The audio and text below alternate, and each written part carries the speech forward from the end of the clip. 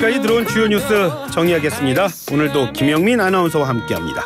어서 오세요. 네, 점심 먹고 한잔 하면서 듣는 영민한 뉴스 시간입니다. 네, 국민의힘에서 김포를 이어 서울로 편입하는 걸 당론으로 추진하겠다 밝히면서 지금 여론이 뜨겁습니다. 그렇죠? 네, 맞습니다. 국민의힘이 서울 편입, 김포시의 서울 편입에 속도를 내는 모습인데요. 의원 입법 형태로 추진할 가능성이 있다 이렇게 밝혔습니다. 정부 입법으로 하게 되면 지자체 간에 이견이 있으면 시간이 좀 오래 걸릴 수 있기 때문에 의원 입법으로 추진하려는 것으로 보이고요. 윤재욱 원내대표는 총선 전략이 아니냐 이런 지적에 대해서 총선 전략이라고 하기보다는 지역민의 수건을 당에서 챙기겠다는 의미로 이해해달라 이렇게 강조했습니다. 그러면서 구체적으로 편입하는 과정에서 경기도의 의견을 듣고 협의하는 단계 당연히 거칠 것이다 라고 밝혔습니다. 네, 걱정하는 목소리도 많죠? 정리해 주시죠. 네, 같은 당인 김재석 국민의힘 서울 도봉갑 당협위원장이 어제 이 김포시의 서울 편입 당론에 대해서 적극적으로 반대 의사를 밝혔는데요. 예. 김 위원장은 경기도 일부의 서울 편입 단호하게 반대한다면서 새로운 서울 만들어낼 게 아니라 있는 서울부터 잘 챙겨야 한다 이렇게 강조했습니다. 지금 김포뿐 아니라 서울 인접 다른 지역들의 편입 얘기도 나오고 있는데 김포, 구리, 광명, 하남 이런 서울 편입 은 설익은 승부수가 될 수 있다라고 비판했습니다. 민주당에서도 우려 섞인 비판 계속 이어지고 있는데요. 장경태 의원은 국정현안 무책임하게 던지기식으로 제안했다라고 비판을 했고 양이원영 의원은 도미노처럼 경기도가 서울로 편입될 거다 이렇게 우려하기도 했습니다. 예, 국민의힘 인요한 혁신위원장이요. 2호 혁신안으로 국회의원 불체포 특권 또 면책특권 폐지를 논의하고 있다. 그런 얘기를 했어요? 네, 맞습니다. 앞으로의 혁신위 안건에 대해서 희생과 관련한 안을 논의할 것이다 이런 이야기를 어제 JTBC와의 인터뷰에서 했는데 우선은 통합 위주로 했고 그다음에 이제는 희생과 관계되는 것을 이야기할 거라면서 대한민국의 희생은 정치인들이 하지 않고 국민들이 했다는 이야기를 했습니다. 이제는 정치인들이 국민을 위해서 희생을 해야 된다는 게 우리의 생각이다라고 말했는데요. 오늘 김현정의 뉴스쇼 라이브에서 인터뷰에서 현실적으로 어떻게 정치인들이 희생을 보일 것인가 어떻게 내려놓을 것인가를 고민했다면서 그 방안으로 국회의원 불체포 특권이나 면책특권 폐지 논의 중이라고 밝혔습니다. 또 지역구 다선 제한이나 국회의원 정원 감축 이런 제안도 나왔다고 설명을 했습니다. 네, 인 위원장, 홍준표 대구시장 그리고 이준석 전 대표에 대한 얘기도 하고 있죠? 네, 그렇습니다. 인요한 위원장이 어제 인터뷰 때 홍준표 대구시장이 사면 대통령의 고유 권한인데 혁신위가 운운한다라고 불편한 심기를 드러냈는데 여기에 대해서 자기도 뜨끔했다. 당신 말이 맞는 것 같다고 생각했다면서 최고위에서 그걸 징계를 취하해주면 된다 이런 이야기를 하면서 수긍했습니다. 이준석 전 대표에 대해서는 이 사람 저 사람 통해서 연락을 해봤는데 이 전 대표의 마음이 많이 다쳤다면서 자신이 끊임없이 노력을 할 것이라고 말했고요.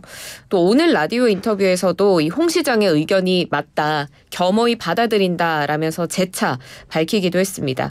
또 이준석 전 대표를 향해서는 만나서 이야기를 듣고 싶고 자신의 주장을 하고 싶은 게 아니라 조언을 받고 싶다라는 이야기를 하면서 이 전 대표에게 앞으로 좀 도와달라, 가르쳐달라 이런 메시지를 전하기도 했습니다. 물론 귀를 확 사로잡은 건 역시 유승민 전 의원과 만났다는 그런 얘기였어요. 네, 맞습니다. 어제 아침에 유승민 전 의원을 만났다고 인 위원장이 밝혔는데 예. 아주 경쾌하고 거침없는 대화를 나눴다고 했습니다.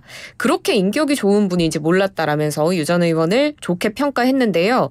유 전 의원을 향해서 닉네임도 몇 가지 지어줬습니다. 코리안 젠틀맨, 애국자다 이렇게 추켜 세운 겁니다. 두 사람이 2시간 반 정도 비공개로 만났는데 이 자리에서 유 전 의원은 자신이 왜 여기까지 걸어왔는지를 아주 상세하게 솔직하게 말했다고 합니다. 그래서 유 전 의원이 당과 함께할 수 있을 것으로 보느냐 이런 질문을 받자 인 위원장은 굉장히 긍정적인 신호를 받았다라면서 그분이 합리적인 사람이라고 평가했습니다. 예. 자, 이 소식도 정말 인터넷에 뜨겁습니다. 또 많은 분들이 관심 갖고 있고요. 전 펜싱 국가대표 남현희 씨. 남 씨의 결혼 상대로 알려진 뒤에 사기 의혹을 받던 전청조 씨가 전청조 씨를 경찰이 체포를 했어요? 네, 맞습니다. 각종 사기 의혹이 드러난 전청조 씨가 어제 경기 김포에서 검거가 됐고 서울 송파경찰서로 압송됐습니다. 어제 오후 8시 9분쯤 경찰 호송차로 송파경찰서에 도착을 했는데 검은 모자를 푹 뒤집어 쓰고 마스크로 얼굴을 가린 채 수갑을 차고 조사실로 이동했습니다. 전 씨는 자신이 강연을 하면서 알게 된 사람들로부터 투자금 명목으로 돈을 건네받아서 이를 가로채거나 또 이를 위해서 대출을 받도록 유도하는 식으로 사기 미수 혐의를 받고요. 예. 지금 경찰은 사기와 관련해서 접수된 고소 고발 진정 사건을 모두 병합해서 전 씨를 수사하고 있습니다. 네.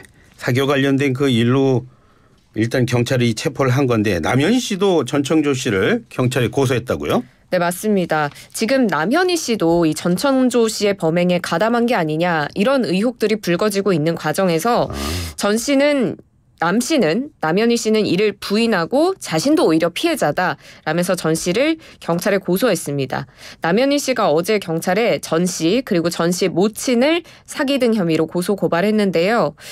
전 씨가 남 씨를 상대로 신분을 속이면서 남현희 씨의 펜싱 아카데미 운영을 방해했다 이런 내용이 담긴 것으로 전해집니다. 그리고 남현희 씨에 대해서 공범 의혹을 제기한 김민석 서울 강서구의회 의원도 남현희 씨가 허위 사실에 의한 명예훼손 등 혐의로 고소했습니다. 예, 자 이런 와중에 또 전 씨가요 또 다른 사람을 사귀었다 그런 의혹도 지금 제기되고 있다고요? 네, 맞습니다. 이른바 양다리 의혹인데요. 예.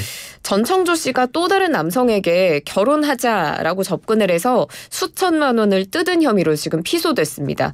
경찰에 따르면 30대 남성 A씨가 지난달 30일에 서울 중부경찰서에 전 씨에 대한 고소장을 제출했는데 몇 달 전에 데이트 앱을 통해서 알게 됐고 전 씨가 결혼을 하자면서 접근을 해서 수천만 원의 돈을 줬다라고 지금 A씨는 주장하고 있습니다. 해당 데이트 앱 프로필 사진에서 전청조 씨는 머리가 긴 모습이었고 A씨는 전 씨를 여성으로 알고 교제를 이어온 것으로 전해집니다. 남성이 주장하는 피해 시기가 불과 몇 달 전이라서요. 이때는 전청조 씨가 남자 행세를 하면서 남현희 씨와도 교제할 때라서 시기가 겹치니까 이건 또 양다리가 아니냐 이런 의혹까지 나오고 있습니다. 네. 자 마지막 소식입니다.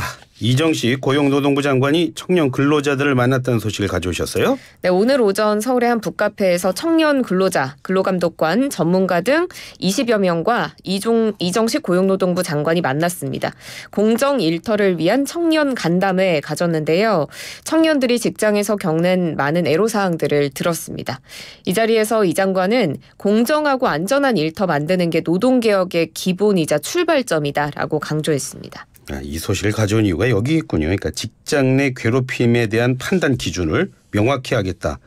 그렇게 얘기를 했군요, 장관이. 네, 맞습니다. 지난 2019년 7월에 이 직장 내 괴롭힘에 관한 제도가 시행된 이후에 판단 기준이 너무 모호하다라는 지적이 계속 나왔는데 그렇죠. 예. 근로기준법상 직장 내 괴롭힘은 직장에서의 지위 또는 관계 등의 우위를 이용해서 업무상 적정 범위를 넘어서 다른 근로자에게 신체적, 정신적 고통을 주거나 근무 환경을 악화시키는 행위다.